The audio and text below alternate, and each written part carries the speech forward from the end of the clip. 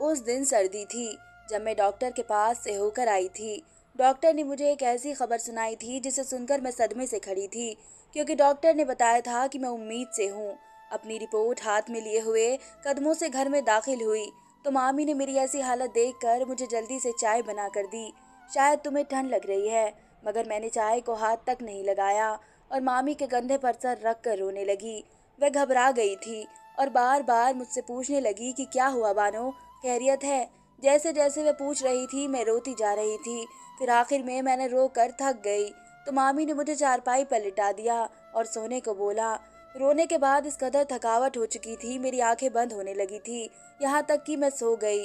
रात को आँख खुली तो मामी ने बताया कि आज मामू घर वापस नहीं आएंगे, उनकी नाइट ड्यूटी है। मामी मेरे लिए खाना और एक गिलास दूध जबरदस्ती मेरे लिए लेकर आई। मुझे क्या परेशानी है, मुझे बताओ, मैं हूं ना तुम्हारे साथ। जो भी है खुलकर बताओ। पहले तो मैंने सोचा कि बात छुपा लूं, लेकिन फिर मैंने सोचा कि बात छुप नहीं सकती। मैंने अपनी उंगलियां दबाते हुए बताया कि मैं उम्मीद से हूँ। ये सुनकर मामी हैरान रह गई और मेरा पूरा चेहरा फिर से आंसू आंसू हो गया था। बानो, ये क्या कह रही हो? ये कब हुआ? किसी को पसंद करती हो क्या? यहाँ मामी मुझसे एक के बाद एक सवाल पूछे जा रही थी और मैं नाम सर हिलाती जा रही थी। फिर बताना, ये कैसे हुआ? सब कुछ तुमने मुझे क्यों नहीं बताया? मेरा दिल बंद हो जाएगा। मैंने धीरे धीरे बोलना शुरू किया। उस दिन जानती हो, जिस दिन मैं मिसबा के घर गई थी तो वापसी पर रात हो गई थी और वापस आ रही थी मैं, जब एक शख्स ने मुझे अंधेरे में मेरा मुंह बंद करके मुझे एक कमरे में ले गया और उसने मेरे साथ जबरदस्ती की। जब मैं डॉक्टर के पास गई तो उसने मुझे बताया कि तुम उम्मीद से हो। मामी मेरी बात सुन रही थी। मैंने बात की तो उनकी आंखों में से आंसू निकलने लगे। वह पूरी रात हम दोनों जागते रहे और मामी मेरे बार बार मेरा माथा चूमती रही और मुझे हिम्मत देती रही। मैं भी किसी बेजान चीज की तरह दीवार से टेक लगाए हुए बैठी थी। मैंने जितना बताया था उतना मैंने सुन लिया था। उसके अलावा मामी ने मुझसे एक शब्द भी ना पूछा और ना ही कुछ पूछने की कोशिश की। उनकी जगह अगर मेरी अपनी माँ भी होती तो वह मुझसे 10 सवाल उठा देती कि शायद तुम्हारा किसी के साथ चक्कर होगा, मगर मामी ने एक लफ्ज तक मेरे खिलाफ नहीं बोला था। वह तो बस गम में हाथ उठाए ऊपर वाले से दुआ कर रही थी और बार बार खुद को बुरा बोलने लगी कि बच्ची के साथ इतना बुरा हो गया कि मैं किसका दुख भी न जान पाई। उनकी गलती नहीं थी, क्योंकि मेरे साथ हुआ था। उस दिन मेरे मामी के बेटे का वलीमा था और बाद में मिसबा को उसके घर छोड़ने गई थी, क्योंकि वह अकेले जाते हुए बहुत डरती थी। उसका भाई भी शहर में नहीं था, लेकिन मैं अपने आप को बहुत ही बहादुर और झांसी की रानी समझती थी। मुझे कभी नहीं लगा, यहाँ तक कि मामा मामी ने भी मुझे कभी रात में जाने के खौफ से सहेली के घर जाने से नहीं रोका। तो मुझ में भी हिम्मत कूट कूट कर भरी हुई थी।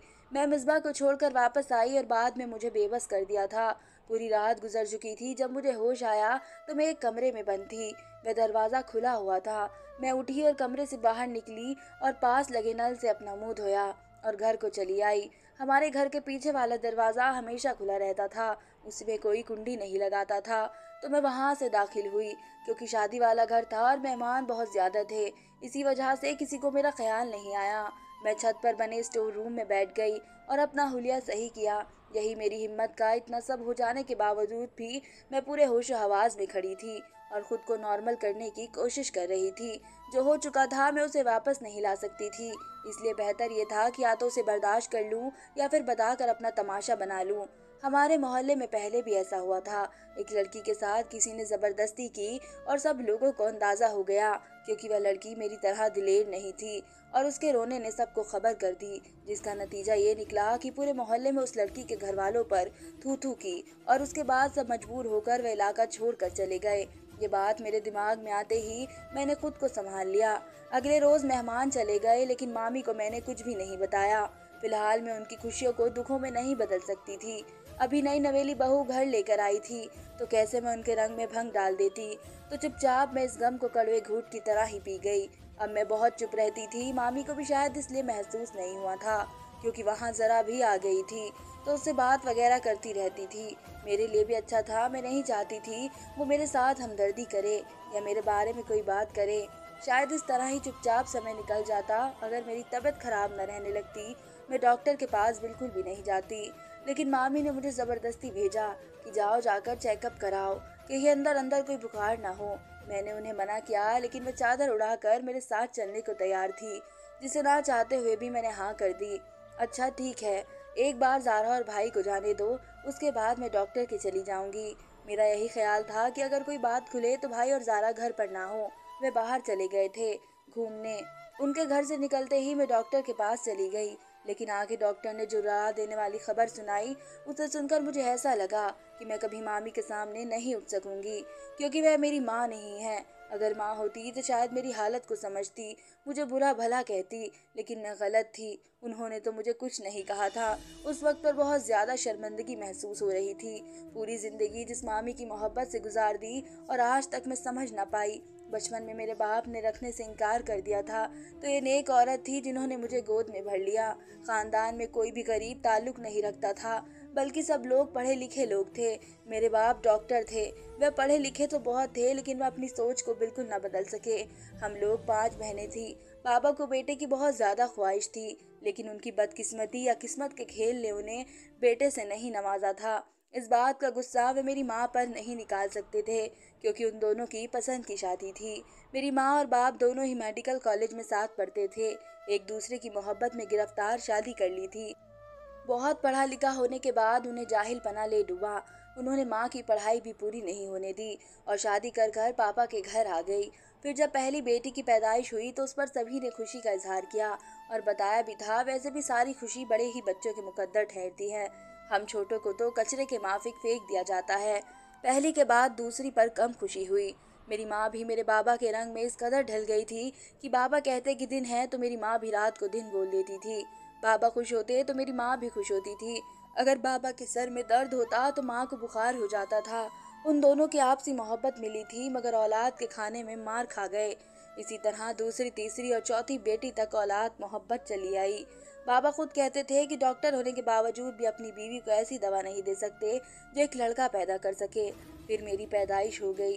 बाबा ने मुझे देखा भी नहीं था और मामी से बात कर ली थी। बच्ची को लेना चाहती हो तो मैं तुम्हें खुशी के साथ देने को तैयार हूँ। मेरी मामी का सिर्फ एक ही बेटा था। उन्हें लड़की की बहुत ज्यादा ख्वाहिश थी, जो मेरे रूप में पूरी होने वाली थी। इसी वजह से उन्होंने खुशी खुशी मुझे लेने के लिए बोल दिया। मुझे अपनी बेटी मान लिया और मैं उन्हें माँ समझते हुए भी मामी ही कहकर बुलाती थी। जैसे ही मैंने होशो हवास को संभाला तो उन्होंने मुझे ये बात बता दी थी कि मेरा असल बाप कौन है। तभी से मैंने उन्हें मामी कहना शुरू कर दिया, क्योंकि मुझे उम्मीद थी कि एक रोज मैं अपने माँ बाप के पास जरूर चली जाऊंगी।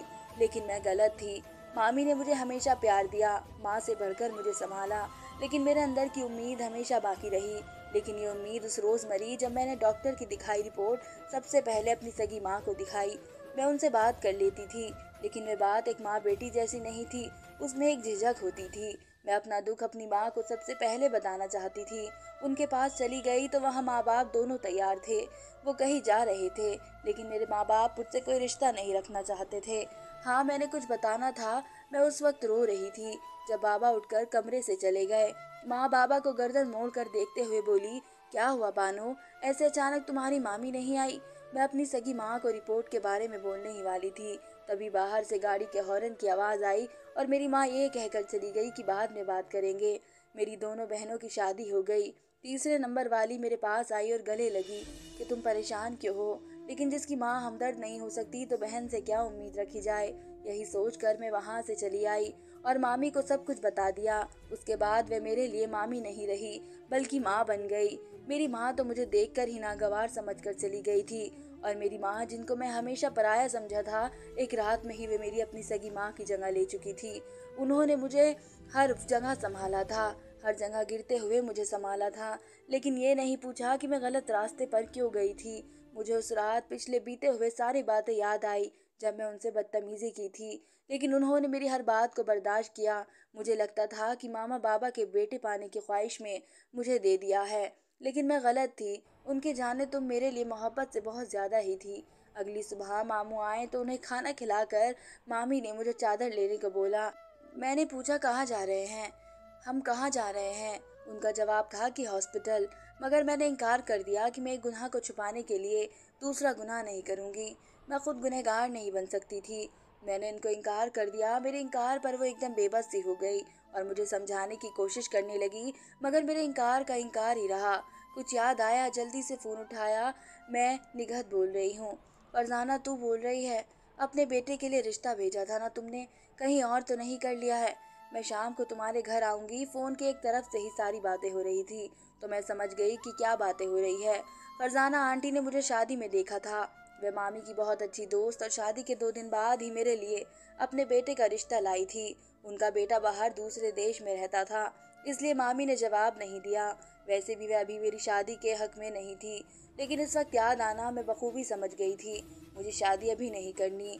प्लीज। फिर प्यार से मेरे सर पर हाथ फेरते हुए कहा, बानो, मैं जानती हूँ कि फरजाना पर मुझे यकीन है कि वह बंदी मेरा मान रख लेगी। और बेटा, अगर तुम अबॉर्शन नहीं कराना चाहती तो हम कैसे इन सब हालात से सामना कर सकेंगे। इसलिए बेहतर होगा कि तुम्हारी शादी कर दी जाए।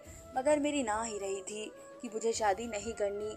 आखिरी बार बहस करने के बाद वह तंग आ गई और गुस्से से बोली, शादी तो तुम्हें करनी होगी। मैं अपनी बेटी के लिए गलत अल्फाज बर्दाश्त नहीं कर पाऊंगी। और इस वक्त मैं अपने आप को सबसे ज्यादा खुशकिस्मत समझ रही थी कि ऐसी औरतों को मेरी माँ चुना गया है। फिर मैंने शादी के लिए हाँ कर दी। कुछ समय बाद माँ वहाँ पर फरजाना आंटी के घर चली गई और शाम को घंटों बाद उनका चेहरा हल्की सी मुस्कुराहट देखा थी। मैं कमरे में बैठी हुई थी, तभी मामा मेरे पास आई और मुझसे बोली कि फरजाना का कोई एतराज नहीं है। मैंने उन्हें सारी सच्चाई बता दी है। उसने वादा किया है कि कभी इस राज का पता नहीं लगने देगी और बेटी के मान के साथ तुम्हें रखेगी। ये बात उनके बेटे को नहीं बताई जाएगी क्योंकि वह तो हफ्ते बाद लंदन वापस चला जाएगा। यहीं पर रहोगी, इस तरह इस बच्चे को भी बाप का नाम मिल जाएगा। अम्मी की बातें सुनकर मेरा दिमाग बिल्कुल खाली होता जा रहा था कि भला कोई अनजान औरत मुझ पर क्यों रहम करने के लिए तैयार है। यही बात मैंने माँ से पूछी तो माँ ने कहा कि वह नेक दिल औरत है और दुनिया में ऐसे भी दोस्त होते हैं जो अपनी दोस्ती के लिए कुर्बान हो जाते हैं। वह बहुत अच्छी औरत है। देखना, तुम्हें किसी चीज की कमी नहीं होने देगी। बस तुम अपना ख्याल रखना। कभी ये बात किसी को भूल कर भी मत बताना। लेकिन मेरे दिमाग में एक और सवाल आने लगा। तो मैंने पूछा, ऐसे तो बहुत जल्दी होगा तो दुनिया को क्या जवाब देंगे। मेरी बात का मतलब माँ समझ गई थी। माँ बोली, कह देंगे कि प्री मैच्योर बेबी है। उस बातों से मुझे कुछ तसल्ली हुई और मुझे भी सुकून मिलने लगा। ये वाला पड़ाव पार कर लिया था, आप इसके बाद दूसरा पड़ाव पार करना था। दूसरों से इजाजत लेने का। जब सबसे पहले बात मामू को पता चली तो उन्हें एतराज हुआ कि अभी तो हन्नान की शादी की है और अभी तुम बानो की शादी करना चाहती हो। भला क्या कहेंगे खानदान वाले। मगर माँ को खानदान की परवाह नहीं थी, उन्हें बस मेरी रुखसती की परवाह थी और इसके लिए सबसे ज्यादा जरूरी मामू की इजाजत थी। न चाहते हुए भी मामू को सब कुछ बताना पड़ा और मेरी रुखसती के जितने दिन भी रह गए थे मैंने उतने ही दिन मामू से मुंह छुपाने कर पड़ा। मुझे बहुत ज्यादा शर्मिंदगी होती थी। मामी की बताई गई हकीकत से उन्हें चुप रहना ही पड़ा। मेरे माँ बाप को बता दिया था कि वे मेरी शादी कर रहे हैं। अगर उन्होंने भी कोई एतराज किया तो असर सच्चाई सबको बतानी पड़ेगी। उन्होंने तो मुझसे कोई मतलब ही नहीं था। उन्होंने बात खत्म कर दी और हाँ में सर हिला दिया। मामी ने ही शादी की पूरी तैयारी की, मेरा दहेज इकट्ठा किया जिसमें बचपन से बहुत सारी चीजें जोड़ रखी थी। मैं देख रही थी, मेरे दिल में ना ही कोई ख्वाब था। हन्नान की शादी में जो मेहमान आए हुए थे उनका यही कहना था कि अभी तो हन्नान की शादी के लिए हमें स्कूल से छुट्टियां ली ही थी, बच्चों के लिए अब दोबारा छुट्टी मिलना नामुमकिन है। अगर आपको बानो की शादी भी इतनी जल्दी ही करनी थी तो हन्नान के साथ ही कर लेते। मामी ने यही कहा कि कोई मसला नहीं है, बच्चों की पढ़ाई में कोई रुकावट नहीं आनी चाहिए। अगले साल जब पढ़ाई से फारिग हो जाएंगे तो उन्हें शानदार दावत दे दूंगी। सब रिश्तेदार बोलकर चुप हो गए। ये है वह है, मगर मामी को कोई फर्क नहीं पड़ा। मामी मुझसे यही कहती थी कि अपना गम भूल जाओ, दुख के लिए तो सारी जिंदगी पड़ी है। अब तुम सब कुछ भूल जाओ और अपनी शादी पर ध्यान दो। मैंने मामी की बात मान तो ली थी, लेकिन अंदर ही अंदर मुझे वह दुख काटे चुभ रहे थे। आखिर में वह टाइम भी आ गया जब मेरी रुखसती हो रही थी। ये कैसी शादी थी, ना ही मेरे हाथों पर मेहंदी थी और ना ही मेरी हल्दी हुई थी। सीधा शादी के बाद मेरी रुखसती का टाइम आ गया था। रुखसती के टाइम पर मेरे माँ बाप मौजूद तो थे, लेकिन वे तब भी अपनी घड़ी को देखे ही जा रहे थे जैसे कि उन्हें देर हो रही हो। उस टाइम मैंने अपने आंसुओं को छुपाया और अपने मामा मामी को ही अपने माँ बाप मानकर वहाँ से रुखसत हो गई। मेरी सास बहुत अच्छी थी, मुझे घर लाते ही सबसे पहले बकरों का सदका किया। उस वक्त उनकी आंखों से आंसू बह रहे थे। बाकी सब ठीक था, लेकिन मेरी सास ने शादी पर बोल दिया था कि बानो घूंघट करेगी। शहजाद चाहता है कि उसकी बीवी घूंघट करे, घर पर मैं घूंघट में ही रहूं। क्योंकि सब अपने रिश्तेदार थे, किसी को एतराज नहीं रहा। कमरे में भी मुझे सास ही छोड़कर आई और बगैर कोई नसीहत किए मेरा माथा चूम कर चली गई। शहजाद भी बहुत अच्छे थे। वैसे भी एक रात में मैं उन्हें कितना जान सकती थी। उन्होंने तो मुझे पर्दे और घूंघट के मुताबिक कुछ नहीं बोला और मैं तुम्हें जल्दी लंदन बुला लूंगा। अभी तुम्हारे कागजात बनने में टाइम लगेगा। मेरे लिए खबर दुखी नहीं थी बल्कि सुकून की थी। किस तरह मैं अपने साथ बंधे झूठे को संभालने में काबिल हो जाऊंगी। मम्मी ने मुझे इस तरह समझाया था कि मैं अपना सारा डर छोड़े बिना शहजाद की दुल्हन बने बैठी थी और मेरे लिए एक अच्छी बात थी। अगले रोज मेरी सास मेरे पास आई और बोली, बानो जो कुछ भी है वह तुम्हारे और मेरे बीच में है। बेटा भूल कर भी इस चीज का जिक्र मत करना, बाकी सब मैं देख लूंगी। और एक बात, तुम अपने ससुर से भी पर्दा करोगी। मैं बुरी औरत नहीं हूँ, लेकिन तुम्हारे भले के लिए बोल रही हूँ। उनसे पर्दा करना कि तुम मुझे हर बात बता सकती हो, मैं तुम्हें कभी दुख नहीं दे सकती। सास की पर्दे वाली बात मुझे बहुत अजीब सी लगी, लेकिन अब मुझे सारी बातें माननी पड़ती। मुझे अजीब लगी, मगर मैं चुप थी। अब शायद बहुत सी बातों पर चुप ही करना था। वलीमे पर भी मैंने सास की हिदायत के मुताबिक घूंघट किया। वलीमे के अगले ही एक हफ्ते बाद ही शहजाद लंदन चले गए। उनका रवैया मेरे साथ ठीक था, लेकिन बहुत अच्छा नहीं था। मुझे बहुत मर्तबा को लंदन के मुताबिक बता चुके थे कि वहाँ का माहौल ऐसा है, यहाँ मुझे घुटन होती है। यहाँ के लोगों को हुकूमत चलाना जानते हैं। मैंने उन्हें कई बार समझाने की कोशिश की, लेकिन वह मेरी बात नहीं समझते थे। लंदन जाकर मैं उन्हें फ़ोन कर देती थी, वह मुझे फ़ोन नहीं करते थे। अगर फ़ोन ना करने का शिकवा करती तो कहते कि मैं बहुत ज़्यादा बिजी हूँ, और वैसे भी तुम लोग वहीं रहोगे। जिसे बंदा फ़ोन ना करे तो जुर्म बन जाता है। तो मेरा शिकवा भी दम तोड़ गया। मैं अब पूरा दिन कमरे में रहती थी। घर के काम में नौकर काम करते थे। सास खाना खुद ही बनाती थी। मुझे किसी भी काम को हाथ नहीं लगाने देती थी। मैं बोर हो चुकी थी। इतनी बोरियत कभी महसूस नहीं हुई थी। ससुर पूरे दिन घर से बाहर ही रहते थे। एक रोज घर में कोई भी मौजूद नहीं था। मेरा मन चाट खाने का कर रहा था। बाहर का दरवाजा लॉक करके मैं किचन में आई और मजे से चाट बनाने लगी। बहुत दिनों बाद मुझे आज़ादी महसूस हो रही थी और अच्छा भी लग रहा था, वरना हर वक्त ससुर के डर से दुपट्टा सर पर ही जमाए रखी थी। जैसे ही चाट बनाकर मैं पलटी तो किचन के दरवाजे पर ससुर अभी अभी आए थे और अपनी बात छोड़कर मुझे हैरत से देखने लगे।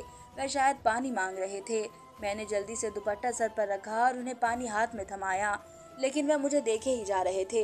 वे मेरा चेहरा देखकर घबरा चुके थे, जो मुझे समझ में नहीं आ रहा।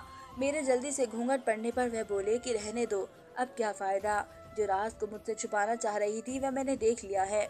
आज मुझे सास की हिदायत याद आ रही थी कि वह बिल्कुल सही कहती थी कि घूंघट करो, क्योंकि मेरी वजह से मेरे ससुर की जान ही चली गई थी। उन्हें सदमा पहुंचा था, बहुत बड़ा सदमा पहुंचा। अस्पताल ले जाया गया। मैंने सास को सब कुछ बता दिया कि वह मुझे क्या कहती है। बस मेरे सर पर हाथ फेर कर फिर से दुआ मांगने लगी। कुछ देर बाद डॉक्टर ने बताया कि मरीज की हालत बहुत ज़्यादा ख़राब है।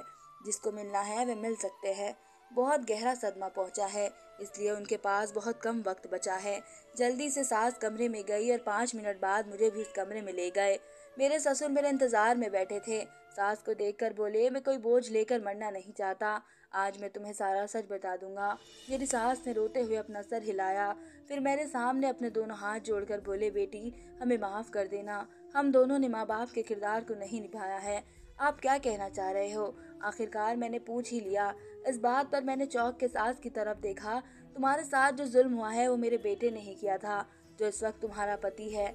आसमान गिरना क्या होता है मुझे मालूम हुआ था। कयामत कैसे होती है मुझे जब पता चला था।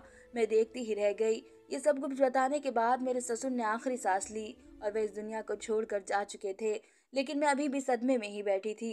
कफन दफन का माहौल हुआ तो सास मेरे कमरे में आई और मेरे कुछ बोलने से पहले ही मुझसे बोली कि आज मैं तुम्हारे ससुर की बात पूरी करने आई हूँ। मेरा बेटा बचपन से ही इंग्लिश स्कूल में पढ़ा है, जिसके उसकी ज़बान के साथ साथ उसकी सारी हरकतें भी अंग्रेजी वाली हो गई है। उसे पहले से ही बुरा लगता था। अभी कोई दिन पहले वे घर जब आया था, मुझे पता नहीं उसने तुम्हें कहाँ देख लिया था, लेकिन जिस रात तुम अपनी दोस्त को घर छोड़ने जा रही थी उस रात मेरा बेटा नशे में धुत था। उसे किसी चीज़ का पता नहीं था। तुम्हारे साथ जुल्म करने के बाद में जब घर आए तो हम दोनों की उसके लिए इंतज़ार कर रहे थे, मगर घर आते ही वह बेहोश हो गया। लेकिन वह नशे की हालत में तुम्हारी ही बातें कर रहा था। उसी वक्त उसे होश में लाने के लिए डॉक्टर को बुलाया गया, जिसकी कोशिश से वह होश में तो आ गया। हमने उससे बहुत पूछने की कोशिश की कि वह लड़की कहाँ पर है। फिर हम तुम्हें ढूंढते ढूंढते वहां तक पहुंचे कि मेरी अजीज सहेली के घर पर ही मेरा बेटा इतना बड़ा जुल्म कर कर आया है। मैं सोच रही थी कि जाकर तुम्हारी मामी से सीधा बोल दूं, लेकिन ऐसा करती तो मेरे दोस्त मेरे सामने सर नहीं उठा सकती थी। लेकिन तुम मेरी दोस्त की बेटी हो, ये मेरे पति नहीं जानते थे। बाकी एक नॉर्मल अंदाज है। मैंने तुम्हारे लिए रिश्ता भेजा और बेटे को नहीं बताया कि तुम वही लड़की हो, उसे कौन सा याद था। तभी मैं तुम्हें ससुर का पर्दा करने के लिए बोलती थी। सारी बात बताने के बाद सास ने मुझे समझाते हुए कहा, लेकिन ये बात अपने दिमाग में बिठा लो, मेरा बेटा वे वापस कभी नहीं आएगा। तुम अपनी नई जिंदगी शुरू कर दो। मैंने ये सब बातें मामी को बताने की बजाय वहां रहना ही सही समझा। अगर मैं वहां से चली जाती तो समाज मुझे कभी कबूल न करता। अब शहजाद वापस आए ना आए मुझे कोई फर्क नहीं पड़ता, लेकिन मेरे एक बहुत प्यारा बेटा है। इसकी तरबियत ऐसी करूंगी जो लड़कियों की इज्जत करना जानता होगा। धन्यवाद दोस्तों।